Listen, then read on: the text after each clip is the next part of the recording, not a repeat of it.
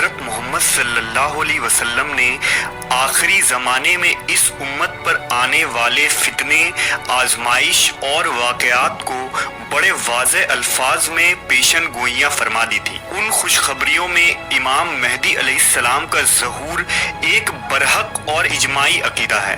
جس طرح سورج کے طلوع و غروب ہونے میں کوئی شک نہیں، اسی طرح قرب قیامت میں آپ کی آمد میں کوئی شبہ نہیں۔ لہذا حضرت عبداللہ ابن مسعود سے روایت ہے کہ نبی صلی اللہ علیہ وسلم نے فرمایا، میرے اہل بیت سے ایک شخص خلیفہ ہوگا جس کا نام میرے نام کے مواقف ہوگا۔ اگر دنیا کا ایک ہی دن باقی رہ جائے گا تو بھی اللہ تعالیٰ اس ایک دن کو اتنا دراز فرما دے گا یہاں تک کہ وہ شخص خلیفہ ہو جائے گا۔ حضرت امام مہدی علیہ السلام حضرت محمد صلی اللہ علیہ وسلم کی نسل مبارک سے ہوں گے، اور آپ کا ظہور اس وقت ہوگا جب زمین ظلم و سرکشی سے بھر چکی ہوگی، اور آپ نبی صلی اللہ علیہ وسلم کی سنت کے قیام اور مسلمانوں کے دفاع کے لیے جنگ کریں گے۔ ان جنگوں میں یہود و نصارہ کے خلاف معرکوں کو روایتوں میں خصوصی طور پر ذکر کیا گیا ہے۔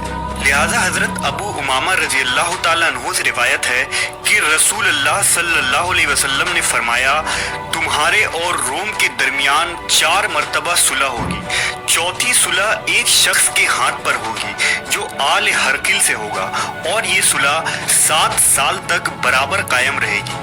رسول اللہ صلی اللہ علیہ وسلم سے پوچھا گیا کہ اس وقت مسلمانوں کا امام کون شخص ہوگا؟ آپ صلی اللہ علیہ وسلم نے فرمایا، وہ شخص میری اولاد میں سے ہوگا جس کی عمر 40 کی ہوگی، اس کا چہرہ ستارہ کی طرح چمکدار، اس کی دائیں رخسار پر سیاہ تل ہوگا اور 2 قطوانی عبائیں پہنے ہوگا، بالکل ایسا معلوم ہوگا جیسے بنی اسرائیل کا شخص ہے۔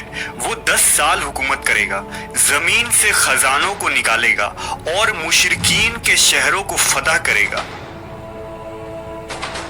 دراصل رومی سلطنت تاریخ کی وہ عظیم سلطنت تھی جو عیسائی دنیا کی نمائندگی کرتی تھی، اور اسلام کی آمد کے بعد سے ہی مسلمانوں اور رومیوں کے درمیان جنگوں کا آغاز ہو چکا تھا۔ دور حاضر میں یورپ و برطانیہ ہی اس رومی سلطنت کی ترمیم شدہ شکل ہے۔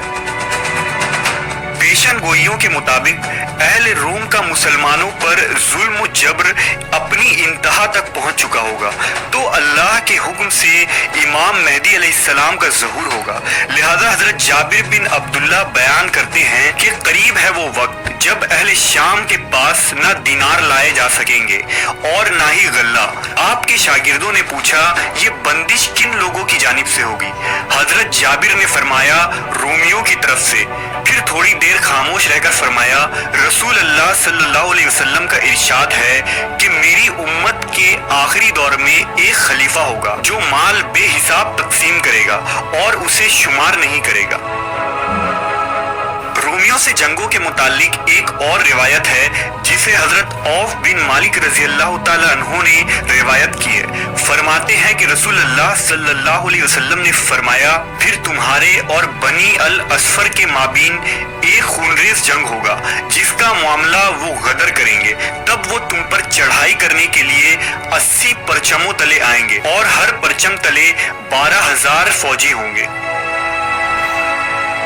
اس روایت میں بنی اصفر سے مراد اہل روم ہی ہیں۔ ان بڑی جنگوں کو احادیث میں الملحمۃ العظمیٰ کہا گیا ہے، اور ان جنگوں سے ہی فتح بیت المقدس اور دجال کا قتال ہوگا۔